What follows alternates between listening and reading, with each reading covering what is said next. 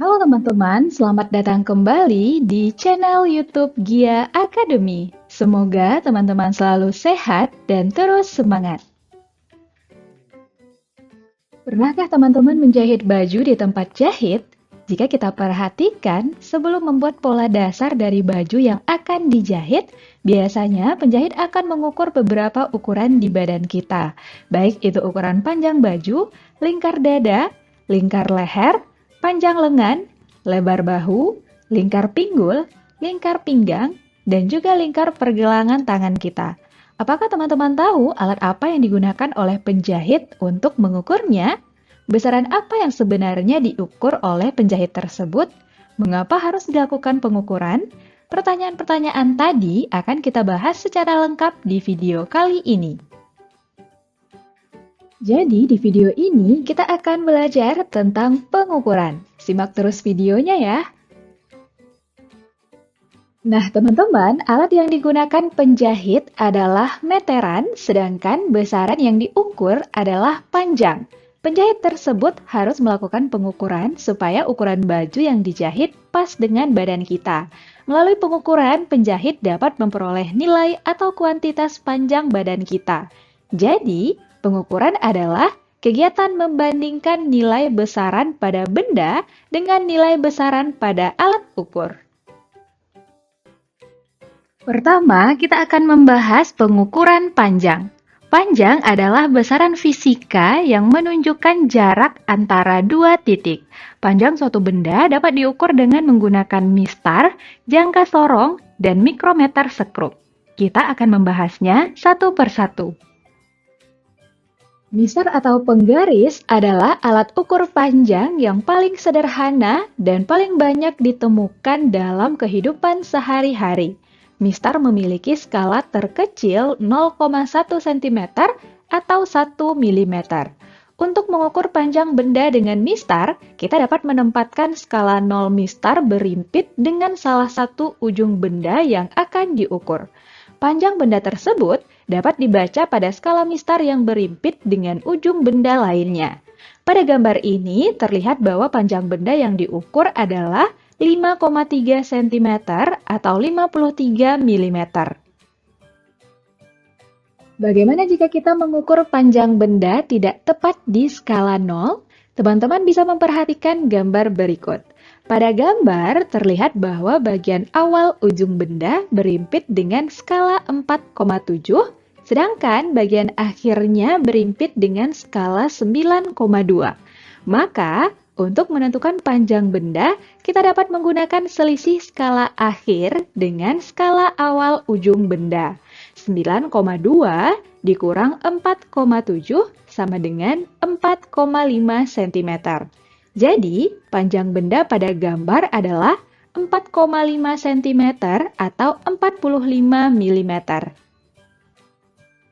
Nah, teman-teman, pada saat membaca mistar, kita juga perlu memperhatikan posisi mata yang benar. Seperti pada contoh gambar berikut, posisi mata yang benar saat membaca mistar adalah mata harus tegak lurus terhadap skala.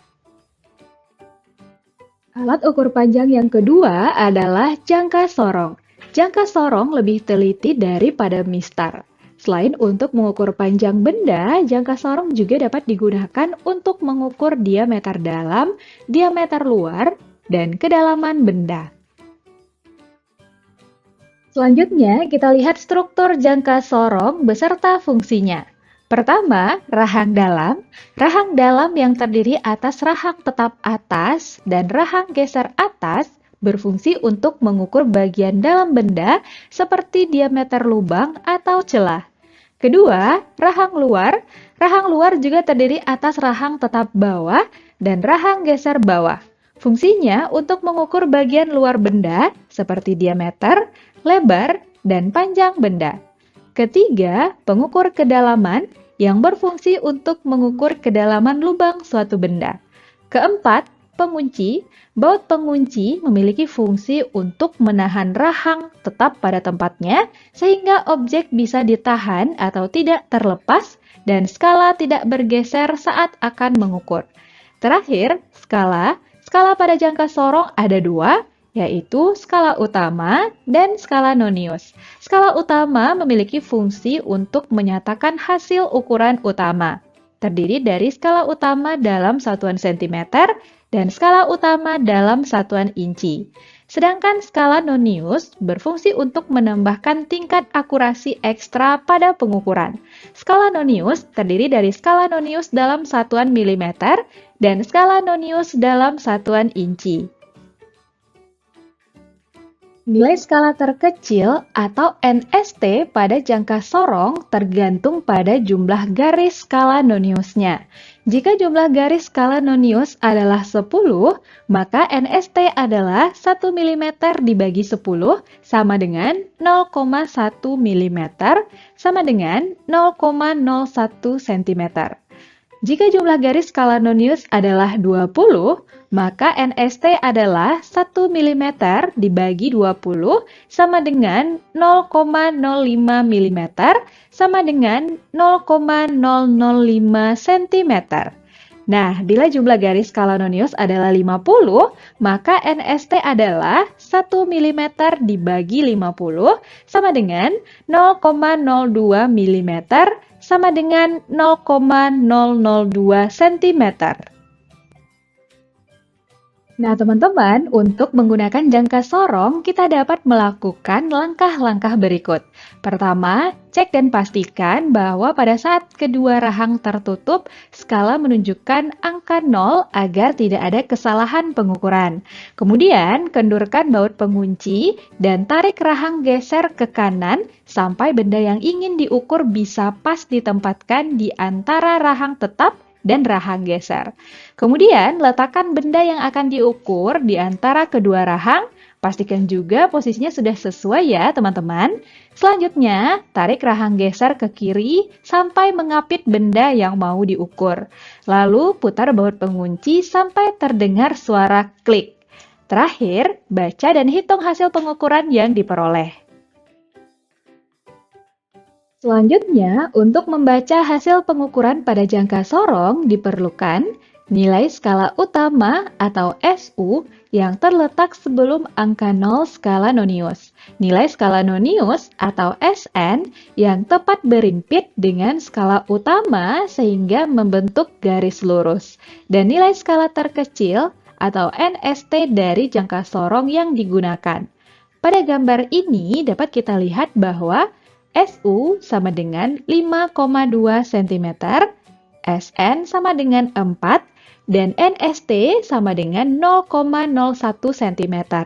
Sehingga panjang benda dapat dihitung dengan persamaan SU ditambah dengan SN dikali NST, sama dengan 5,2 cm ditambah dengan 4 dikali 0,01 cm.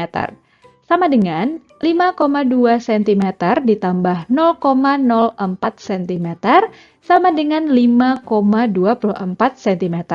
Teman-teman bisa memahaminya ya.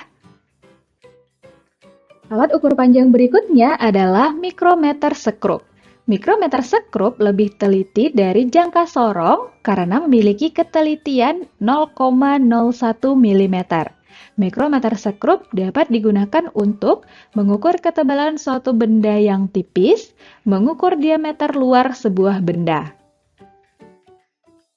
Struktur mikrometer sekrup terdiri dari landasan sebagai penahan benda, poros untuk menjepit benda yang diukur, bingkai sebagai penghubung landasan dengan komponen lainnya, kunci untuk mengunci poros agar tidak bergeser, selubung dalam sebagai lintasan selubung luar dan tempat skala utama.